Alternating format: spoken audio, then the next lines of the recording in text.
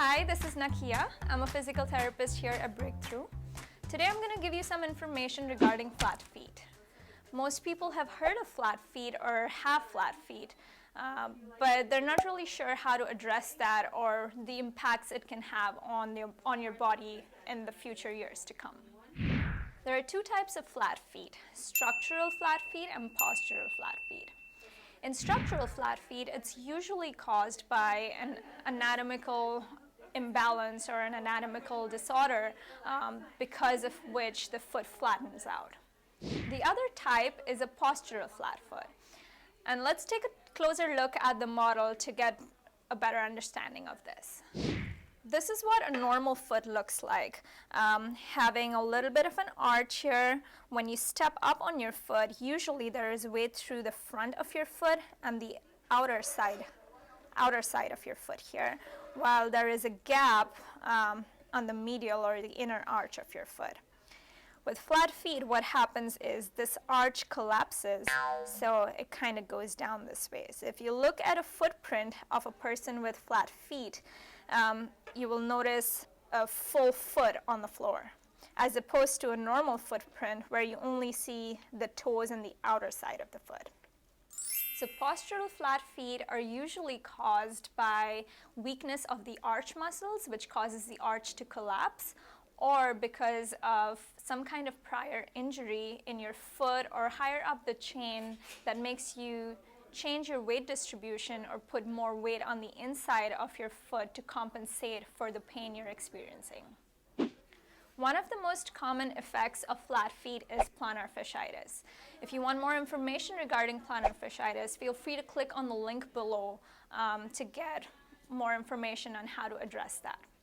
Besides plantar fasciitis, the flat feet can also impact the rest of your body, so higher up the chain. Let's look at the model to get a little bit better understanding of that. Anatomically, this does not look like a real foot, but this serves the purpose for demonstration purposes. So if you look at this foot, when you step on it, you're supposed to have a nice arch right here. If you have flat feet, this arch collapses down, causing flat feet. When this happens, it can put a lot of stress on the heel bone here, contributing to plantar fasciitis. Another effect it can have higher up towards the knee is stress on the inner side or the medial knee. What happens is, as the arch collapses down, there is a lot more pressure on the inside of your knee because it needs to compensate for the stresses that are in the foot. The third effect it can have is higher up the chain towards your hip. There needs to be a lot of rotational forces to compensate for that increase in weight on the inner side of your arch, which can in turn lead to hip pain or low back pain. So if you have flat feet or know anyone who has flat feet, your first step is to get arch supports. We can take a closer look as to how the arch supports can help your feet and help you higher up the chain. All right, so again, if you have flat feet, your arch is collapsed down here, can cause problems higher up the chain.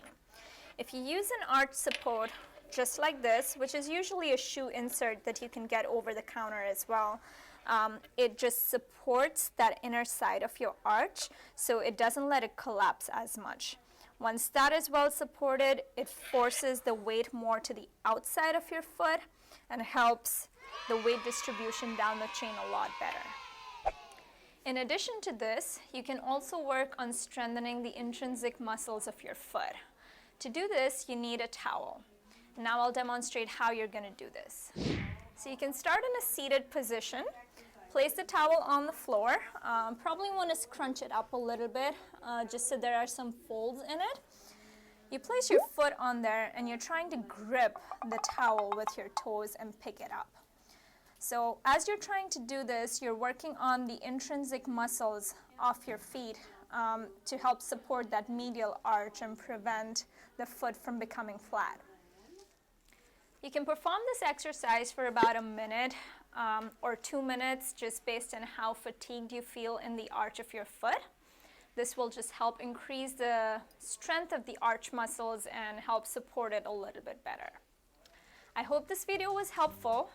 If you need more information regarding this, make sure to get in touch with your physical therapist.